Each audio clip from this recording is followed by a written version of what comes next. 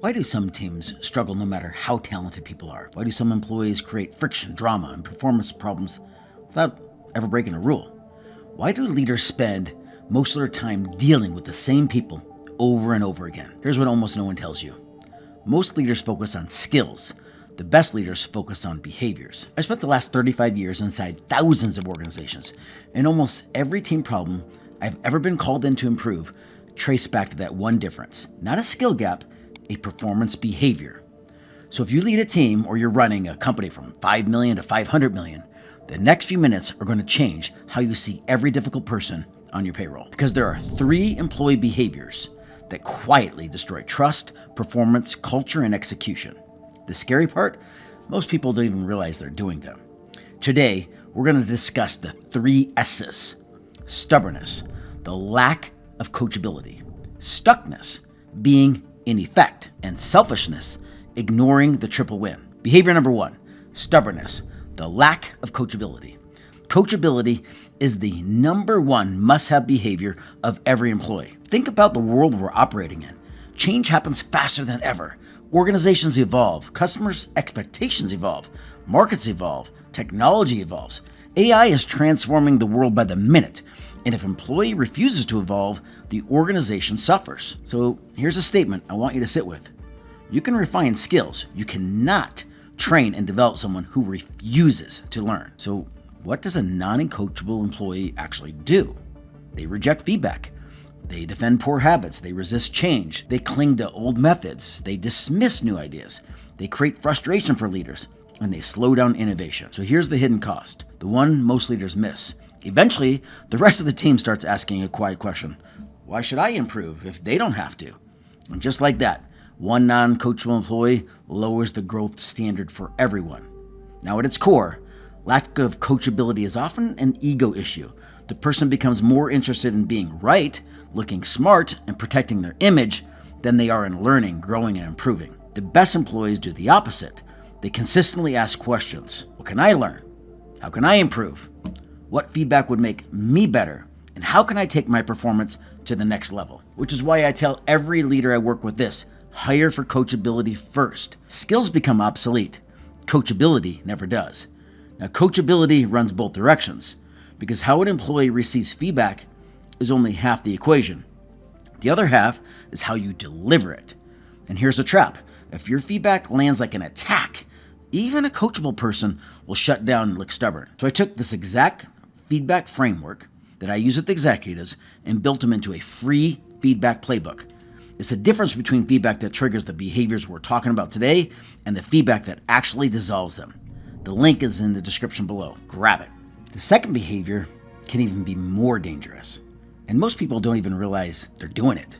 Behavior number 2, stuckness, living in effect instead of at choice. The second behavior of stuckness, or what I refer to as being in effect, is a reactive loop instead of at choice. And this one matters to me so much, it's the foundation of my upcoming book, Choice Mindset. Some employees spend their entire careers stuck in reactive loops. They get triggered, they get frustrated, they get offended, they get discouraged, and then they stay there. So let me define what being in effect actually means. Being in effect means the circumstance controls you, the trigger controls you, the emotion controls you. Instead of breaking the loop and choosing your response, you've seen what this looks like. It's the constant complaining, blaming others, making excuses, staying frustrated, defending poor behavior, becoming emotionally reactive, shutting down after feedback, holding grudges. Now, there are 2 types of employees that are stuck in effect. The first type is unaware. They don't recognize their own unproductive patterns. They don't see how their attitude and reactions affect others. The second type is aware, but justifying. And this one is often worse.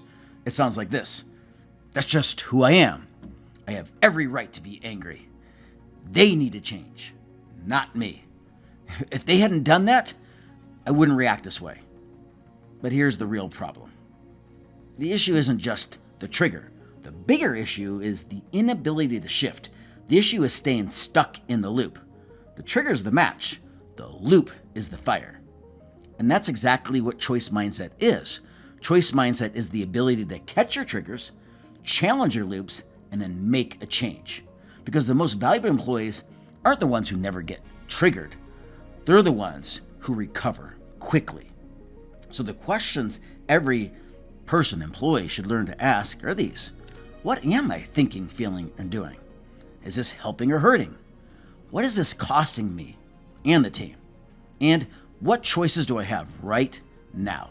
And that brings us to the third behavior, the one that destroys alignment across the entire organization. Behavior number 3, selfishness, failing to think triple win. Here's what I mean by selfishness and the triple win. Most employees evaluate decisions through one lens. What do I want? But elite employees evaluate decisions through 3. This is what I call my triple win cycle. Every decision should create value for the company, the team, and the customer. When all 3 win, performance accelerates. When even one loses, problems begin. Let me show you how this breaks down. When the company wins, but the team loses, you get burnout, turnover, and low morale. When the customer wins, but the team loses, employees become resentful and service quality declines. When the team wins, but the company loses, productivity and growth drop, and accountability weakens. And then when the employee wins, but everyone else loses, silos form, politics increase, and collaboration suffers. So here's the danger.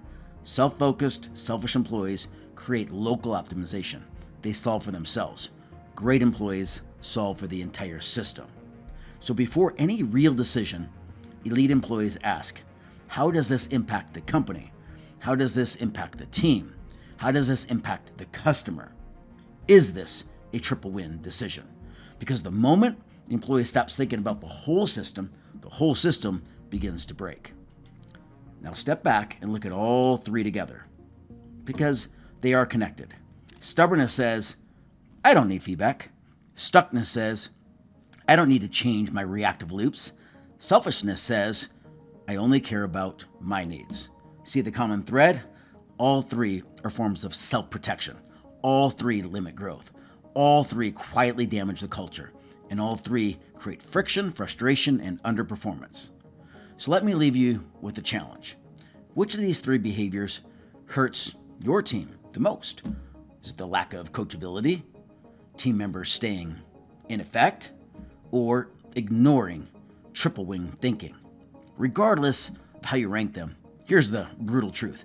An employee either learns and works on these 3, and if they choose not to change, then you as a leader have another responsibility. Free up their future. Yes, you heard that correctly. Free up their future. Because no single employee can ever override the culture. Culture is boss. And before you point at someone else, ask yourself, am I coachable? Am I stuck in those reactive loops? Am I thinking the triple win? Because great cultures aren't built by perfect people. They're built by people who continuously learn, shift, and think beyond themselves.